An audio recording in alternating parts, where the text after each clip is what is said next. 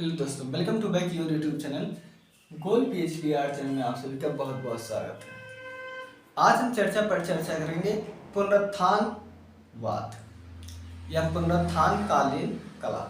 देखिए, पुनरुत्थान का मतलब एक बार पहले रहा होगा, फिर उसमें थोड़ा सा सुधार करके पुनः उसको जीवित किया गया होगा। तो किसी संस्कृति, किसी कला या किसी विचार को उसमें परिमार्जित करके उसे पुनः स्थापित करना ही पुनरुत्थान काल कहलाता है। ठीक है, पुनरुत्थान काल जो है इटली को बुद्धिजीवियों का शहर यानी कि इटली को कला का तीर्थ माना जाता है।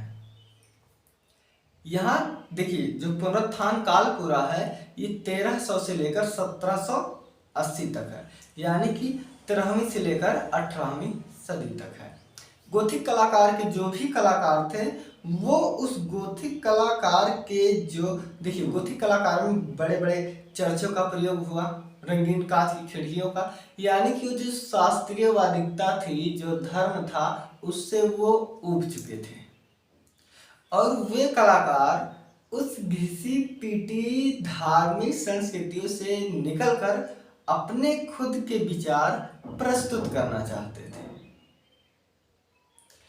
इसमें जो प्रस्तुत करने वाला प्रथम व्यक्ति था वह इटली का महान चित्रकार और वास्तुकार था, जिसका नाम था फिलिप्पो ब्रूनोलेसी। एक कलाकार और वास्तुकार था। इसने उस धार्मिकता को न मानकर या इसका विरोध कर इसने वैज्ञानिकता पर, गणितीय पर, परिप्रेक्ष्य पर और चित्रों में एक उभार देने का प्रयास किया। यानी यही चीज देखिए कि वहां पर सपाट रंग चल रहा था, सब कुछ चल रहा था, लेकिन उसने कहा ये जो सपाटपन है इस पे थोड़ा सा उभार दिया जाए। आकृति है तो जैसे आप लोग में देख रहे होंगे, यहाँ पर हमारे लाइट ज़्यादा है, यहाँ पर लाइट ज़्यादा है, यहाँ पर है और यहाँ पर बहुत लाइट है, तो जिससे दिख रहा है कि हाँ ये आगे के पार्ट है। यही सब उसने चित्रों में दिखाना चाहते थे कि ये जो सपाटपन है इसमें थोड़ा उभार है, जिससे लोगों को ये चीज दिखे कि हाँ क्या आगे है क्या पीछे है। पूरा परिप्रेक्ष्य का गणितीय विश्लेषण जो है उसने करना शुरू कर दिया। इस तरह से जो है उस कला का, उस संस्कृति का एक बार पुनः उत्थान हुआ। अब इसी समय हमने अभी टाइम पीरियड बताया कि 13वीं से लेकर के 18वीं सदी के मध्य, ठीक है। लेकिन जो तेजी से विकास हुआ वो 13वीं से 15वीं सदी तक हुआ। इसको हम दो भाग में बांटते हैं। एक तो बांटते हैं प्रारंभिक पुनर्जागरण, दूसरा बांटते हैं उच्च पुनर्जागरण। प्रारंभिक पुनर्जागरण के जो कलाकार है, ब्रूनोलेसी है, मासाचियो है, ये सब है। और जो उच्च पुनर्जागरण काल के कलाकार हैं, Leonardo da Vinci, Michael Angelo, Rafale, ये सब विशिष्ट लोग उच्च पुनर्जागरण के थे। ठीक है, तो देखिए प्रारंभिक पुनर्जागरण में क्या हुआ कि ये चला था 13वीं से लेकर 15वीं सदी तक चला था। तो इसी के मध्य इटली में, अभी हमने बताया कि इटली जो है बुद्धिजीवियों का शहर कहा जाता है, कला का तीर्थ स्थल कहा जाता है। तो क्यों कहा जाता है, अभी इस पर भी एक नजर डाल लीजिए।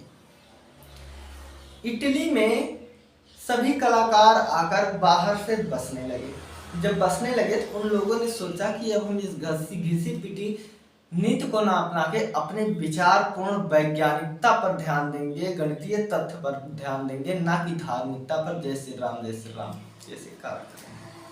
ठीक, फिर उन्होंने क्या किया कि देखिए 14वीं सदी में ही प्रिंटर का आविष्कार हुआ, छपाई कला ये सब 13वीं सदी में अपने चरमोत्कर्ष पर हुआ। कवि अपने अपने गीतों के माध्यम से, लेखक अपनी लेखनी के माध्यम से और कलाकार अपने ब्रश के माध्यम से एक नई क्रांति को जन्म दिया, जो पुनर्जागरण काल कहलाया। और ये प्रारंभिक काल था, लेकिन जब देखिए हमने टाइम पीरियड ध्यान देना, 13वीं से 15वीं शताब्दी तक प्रारंभिक पुनर्जागरण था।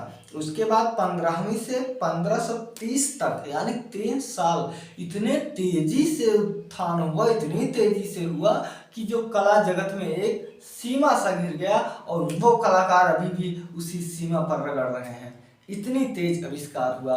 तो उसमें पहले नंबर पर आते हैं लियोनार्डो दा विंची। कौन? लियोनार्डो दा विंची आते हैं। और लियोनार्डो दा विंची मोनालिसा जैसे रहस्यमयी चित्रों पर अपने तुलिका से उस पर रंगों को एक कोमलता, मार्मिकता व परिप्रेक्ष्य का आविष्कार करके उसको एक 3D रूप दिया। शैलखंडों की राजकुमारी और नाना प्रकार के शारीरिक संरचना किए उस पर ये चित्र बनाए। लियोनार्डो विंची के आप अगर वीडियो देखेंगे जो है हमारे पीछे जाकर, तो उसमें सब कुछ यथार्थता से दर्शाया गया है। यहाँ के कलाकार धार्मिकता के साथ साथ अपने विचार, अपनी संस्कृति, अपने तर्क को भी एक स्थान दिया गीतों में, लेखों में व अपने छवियों में। ये चला, अच्छे से चल रहा था। इसके बाद जब इटली तो मुख्य केंद्र था, मिलान, वेनिस, नेपल्स जैसे देशों में उत्थान तेजी से होने लगा। फिर फ्लोरेंस में सेम घटनाएं हुई, वहां भी इसकी लहर दिखाई देने लगी। तो ये रहा पुनरुत्थान काल की कला के विषय में। ठीक है दोस्तों, अगर वीडियो अच्छा लगे तो एक बार पुनः देख लेना। ठीक है, हाँ, अगर आप एक बार पुनः देखेंगे तो ये सारी चीजें आपके मस्तिष्क में घर कर जाएंगी और दोबारा आप नहीं भूलेंगे। ठीक है दोस्तों, टेक केयर। अब हम कल चर्चा करेंगे मसच्चियो के बारे में, ब्रूनोलेस्ची के माध्यम के बारे में, घिरलैंडियो के बारे में, इन सब कलाकार के बारे में मात्र 2-2, 3-3 मिनट के समय में आप पूरा सब कुछ समझ जाएंगे। तो आशा है कि समझ गए होंगे। आप लोग अपना ख्याल रखना और मिलते हैं अगले वीडियो में। Take care.